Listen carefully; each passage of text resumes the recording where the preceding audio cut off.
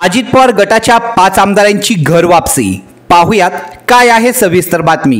विधानसभेतील राष्ट्रवादी काँग्रेसच्या म्हणजे अजित पवार यांच्या 5 आमदारांची राष्ट्रवादी काँग्रेसचे शरद पवार प्रदेशाध्यक्ष जयंत पाटील यांची खुलेपणे विधान भवनात भेट घेऊन चर्चा केल्याने अजित पवार गटाचे हे 5 आमदार पुन्हा शरद पवार यांच्या पक्षात प्रवेश करणार असल्याच्या चर्चेला उधाण आले आहे। त्यामुळे अजित पवार यांनीही या आमदारांची खुलेपणे चर्चा सुरू केली असून त्यांचे मन वळवण्याचा प्रयत्न सुरू केला आहे। या 5ही आमदारांपैकी एकानेही या चर्चेला दुजोरा दिला नाही, मात्र यांची नावे राष्ट्रवादी काँग्रेसच्या दोन्ही गटाच्या नेत्यांना माहिती आहे, कारण त्यांच्यात जाहीरपणे चर्चाही झाली आहे। या 5 आमदारांपैकी एक जण सातारा येथील असून अन्य आमदार पुणे आणि अहमदनगर येथील आहेत। त्यांनी जयंत पाटील यांची विधान भवनातच भेट घेतली आहे।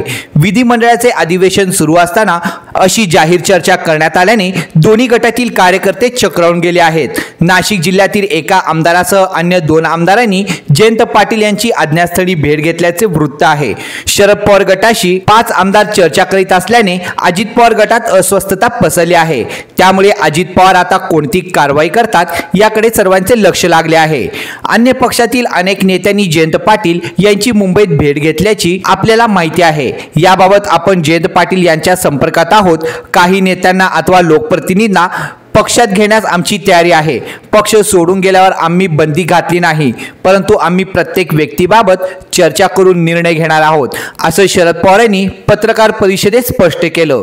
जे 5 आमदार पुन्हा स्वगृही परतण्यास तयार आहेत त्यांच्या मतदारसंघात शरद पवार गटाकडे तुल्यबळ उमेदवार नाहीत, त्यामुळे शरद पवार यांना पुन्हा पक्षात प्रवेश देण्यास उत्सुक आहेत असं बोललं जात आहे। दरम्यान जयंत पाटील यांनी ज्या आमदारांची भेट घेतली त्यांच्या आम्हीही संपर्कात आहोत, असंही अजित पवार गटाच्या एका नेत्यांचं म्हणणं आहे। कोणताही अंतिम निर्णय झालेला नाही आणि कोणीही पक्ष सोडून जाणार नाही, असंही अजित पवार गटाच्या नेत्यांनी स्पष्ट केलं आहे। स्वतःच्या विधानसभा मतदारसंघात उमेदवारी मिळाली नाही तर विधान परिषदेत त्याची भरपाई केली जाईल, असंही अजित पवार गटाकडून त्यांना आश्वस्त केलं जात आहे। या व्हिडिओबद्दल आपले काय मत आहे कमेंट करून नक्की कळवा। व्हिडिओ आवडला असेल तर जास्तीत जास्त लाईक करा, शेअर करा आणि अद्यापही आपण आपल्या न्यूज चॅनलला सबस्क्राईब केले नसेल तर लवकर सबस्क्राईब करा व शेजारच्या बेल आयकॉनला क्लिक करा।